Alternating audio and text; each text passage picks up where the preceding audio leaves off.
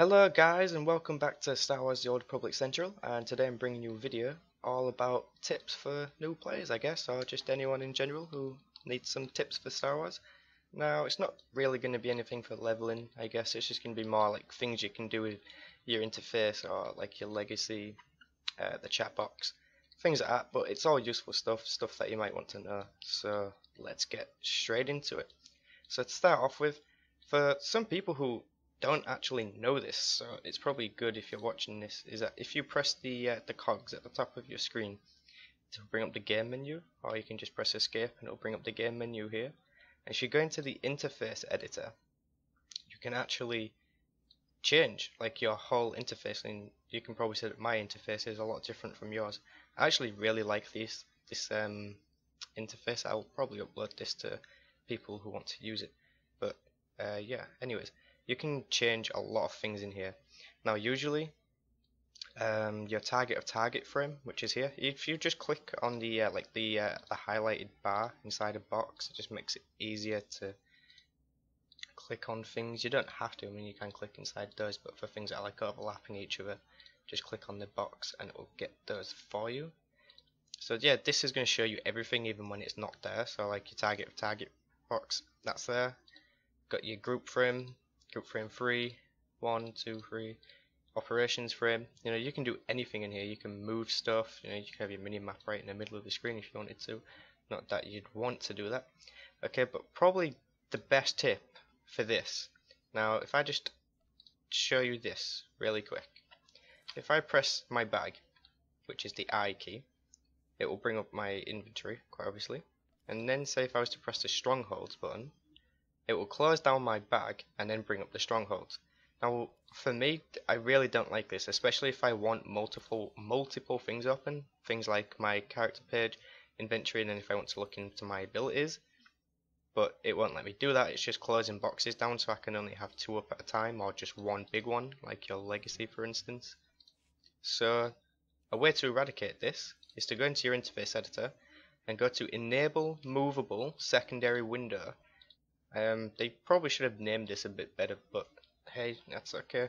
Now if I press my bag, my abilities, my mission log, my discipline path, my legacy, my guild, friends, character page, game menu, I can have it all up at the same time. For me, it just makes things more convenient. Now this isn't the only cool thing that you can do with this, because what else is also cool with this is that you can, okay, close down, there we go, and legacy, close down, get down. Yeah, the other cool thing that you can do with this is this. Look, you can move your boxes around. You can move them anywhere. You couldn't do that before, but now you can. You can move them anywhere you want. So if you're looking on the GTN but you're also comparing armor or something, you can just move your character sheet all the way up there while you're on the GTN or while you're in your bag. I really love this feature and it's a really useful tip. So there you go guys, that's how you do that. Okay, so also in your interface editor, I do highly recommend that people turn on their target. It will usually be red, so any red boxes like this are not enabled, meaning that they will not show no matter what.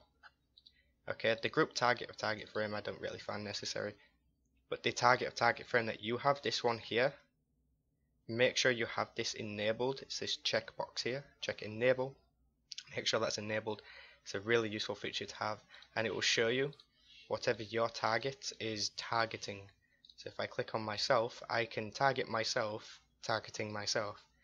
And then I can switch to my target, which is me. But yes, so there's another pretty cool tip for you there guys. Okay, so something else for your interface, I guess. If you go into your preferences and then go down to user interface, I did show this in a previous video, but it's always nice to make sure that people are aware. And then you want to scroll down to the tooltip section, and then you want to check the box that says show detailed item tooltips. Now I'm just going to uncheck it and press apply just so I can show you guys what it would look like if you don't have this checked. Is if you hover over a piece of armor, this is all it's going to show you. It's just going to show you the armoring, the mod, and the enhancement, and what rating that those mods are. That's all it's going to show you, and then just the total stats. Now for me, I really don't like this, especially when I want to know what stats each piece of mod has. So if I go back into my preferences back into the user interface tab, scroll down to the tooltip section, check the show detailed item tooltips, press apply, press OK, and then I go back to my character sheet. I can see that everything's changed. It's now actually showing me the stats on the armoring, the stats on the mod, and the stats on the enhancement. This is one of the best things to have, especially when you're gearing. It's really convenient. You can see what everything's got. It will also show you what augment you've got in there, but unfortunately I haven't augmented any of this yet because I'm too lazy. Just remember guys that when you have edited your interface, you should probably name it something that you want. Now you can see I've named this one May because I just couldn't be asked to think of a name. So once you have moved everything around that you want and you've got everything where you want it, I mean look, there's loads of cool stuff that you've got your global scale which is going to resize everything, or you can just bring that back to how it was. Well done Sam, you've messed it up. I'm just going to cancel that out. But yeah, you just type in a name here. So for instance we can type in Putang and then press save and it will save it as that, and there you go.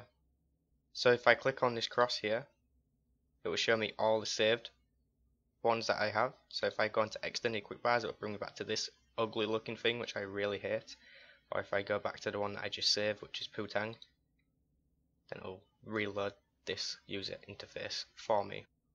Okay guys, I get asked this a lot, and especially in the general chat people are asking this and like how to link items.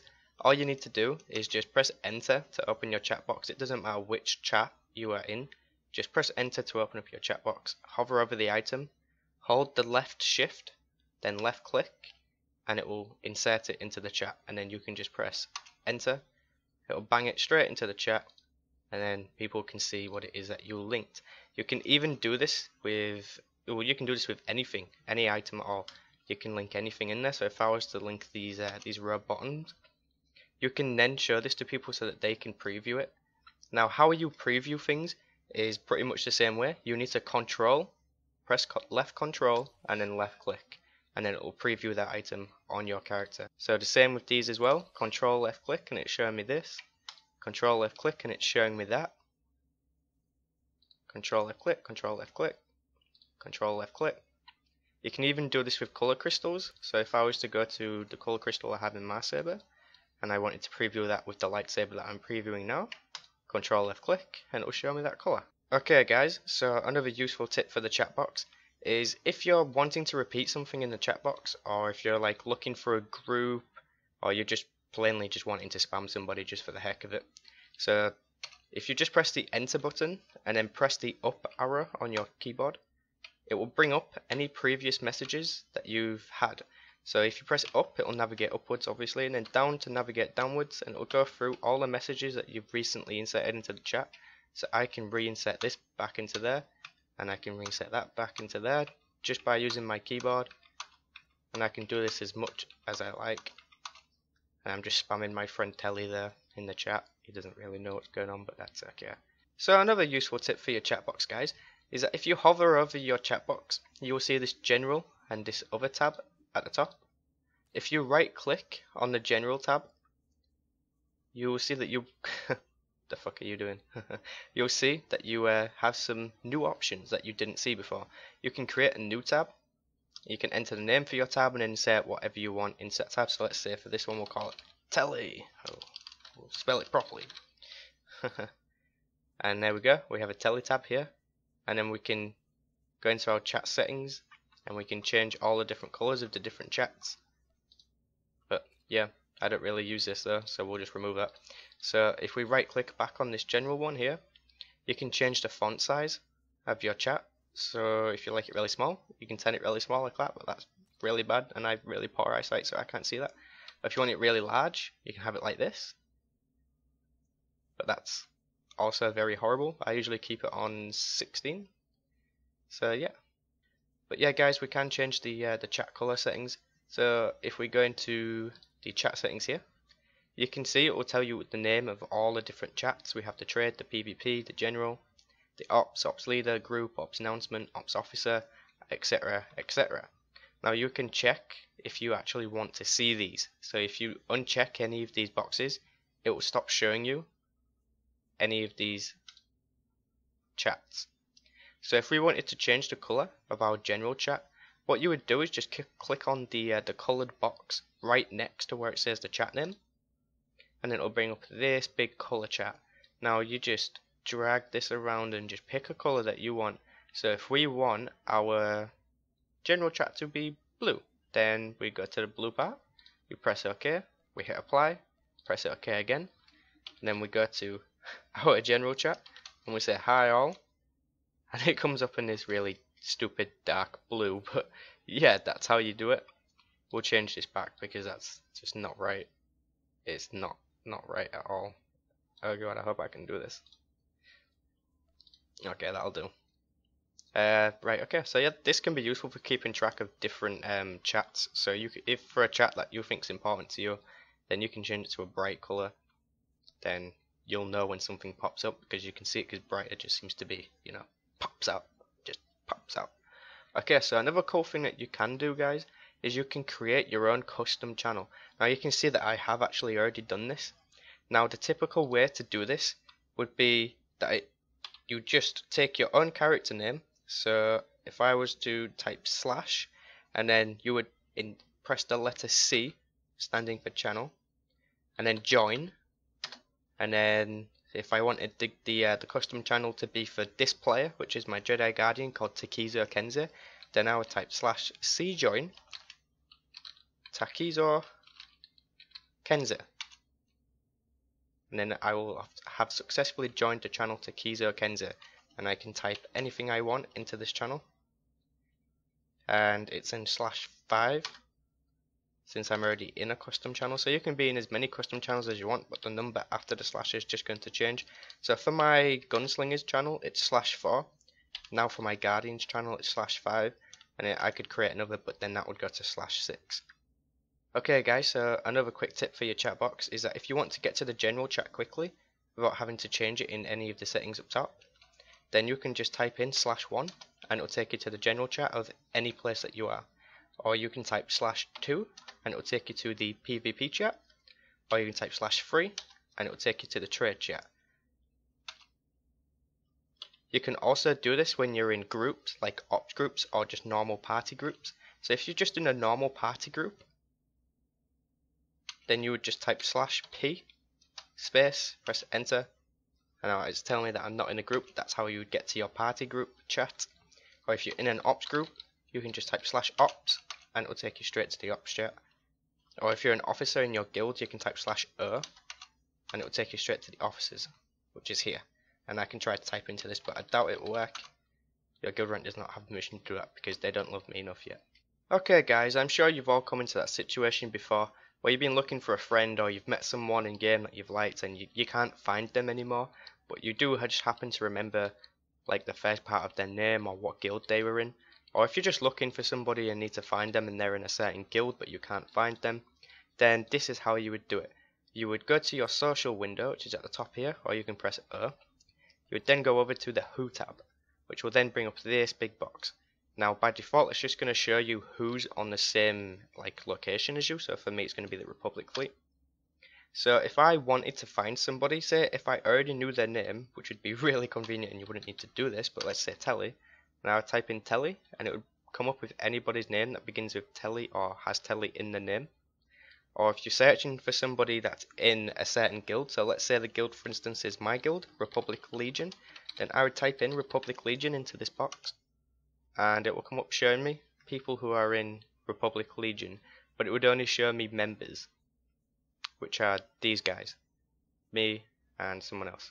Okay, so something else that you can do with your friends box, if you don't know this already, it's also pretty cool. So like I said before, if you've just met somebody and you found them pretty cool and you want to talk to them more, or you've got a lot of people on your friends list and you just really don't remember who half the people are, then what you can do is if you just click on the friend, then click on the set comment, you can set a comment in your friends box to remind you who they are or how you met them. I usually do this for the giveaways. I'll add the person to friends list and then I'll type down won the giveaway, so just in case I happen to come across them again, they don't win twice. You know, just as a backup scenario. But yeah, this is my buddy here, Telly, which is Mark, over from the AOG Gaming channel. Again, the links are in the description below if you want to see that channel. So if I wanted to leave a comment for my friend Telly, then I would just put in here douchebag, update comment, and it would show here, douchebag. Yay! So guys, I'm now going to tell you about a cool few little shortcuts that you have for Star Wars: The Old Republic, which are already set by default. Now, for some people who don't know how to do this, this is usually the default for pretty much all games though, or MMOs that I've played anyways, is if you hold the Alt button and then the Z button, it'll remove your interface. So you can take screenshots or look at how pretty your character is, just like how pretty mine is. Come on, it's gorgeous. I'm joking, obviously. But yeah, that's how you do that. We also have the very standard press I to open your bag, the O to open your social window, the P to open up your abilities, the L to open up your mission log, the C to open up your character page, and most important of all, the X to sit down because you're lazy. Okay guys, so I'm sure you've had it before where you've loaded into the game and your interface is gone, or you can't use your interface, or something's just bugged out on your interface and it doesn't seem to be fixing itself. Then what you would need to do is hold the control button and then press the letter U twice. Now I'm not going to do this now because it's going to make my game stutter and stuff. I don't know why it does that for me. It might do it for you, but it will eradicate any problems that you're having with your interface because it resets the interface. It makes it start again. One I forgot to mention about your chat settings, guys.